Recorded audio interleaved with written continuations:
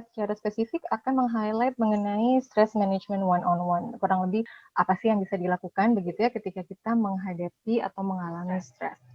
Stres itu pada umumnya gitu adalah kondisi di mana seseorang menganggap peristiwa yang dialami itu melebihi kemampuannya sehingga ia merasa terancam.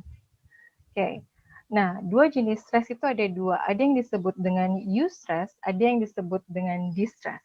Nah, sekarang pertanyaan menariknya adalah, mungkin nggak sih kita tidak mengalami stres? Mungkin nggak kita steril dari stres? Itu yang harus dihayati dulu gitu ya. Nanti bisa dijawab atau ditanyakan atau dibuka di sesi diskusi.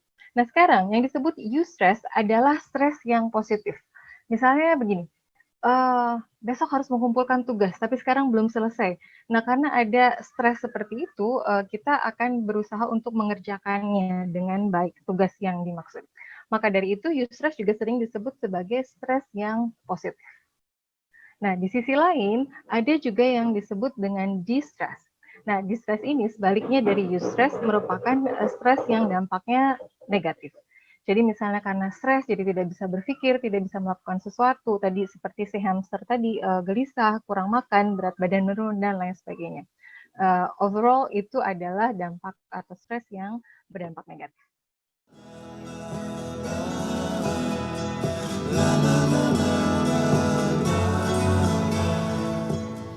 Nah, brand itu apa sih?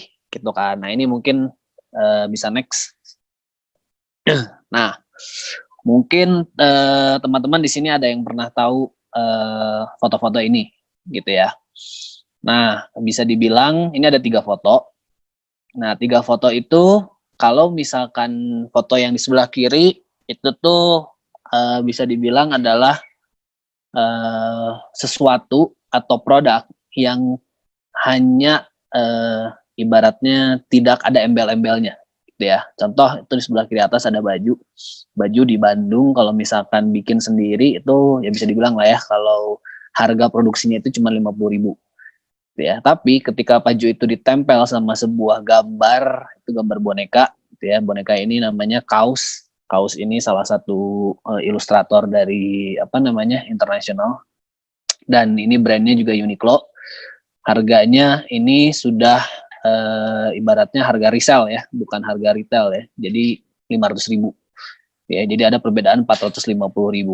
Lalu yang bawah ini cukup menarik juga, ada asbak. Asbak kalau misalkan let's say beli misalkan di pinggir jalan atau misalkan di toko kelontong lah ya, itu cuma 10.000.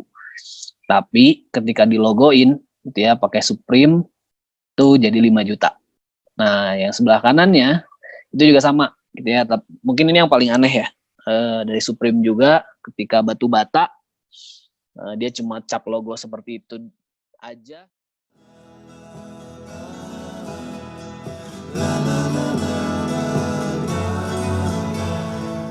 Terima kasih. Bismillahirrahmanirrahim. Hari ini saya akan membahas mengenai bahaya cyberbullying untuk anak-anak remaja.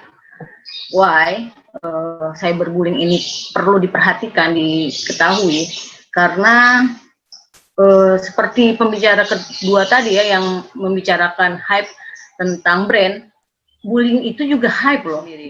Bullying itu adalah tindakan perilaku seseorang yang menyakiti orang lain dengan intimidasi.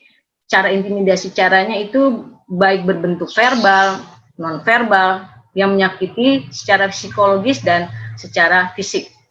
Sedangkan cyberbullying ini bully yang terjadi di media digital menggunakan smartphone, dengan menggunakan media sosial yang ada ya, menggunakan direct message, grup kelas, melakukan spam, itu termasuk dalam cyberbullying.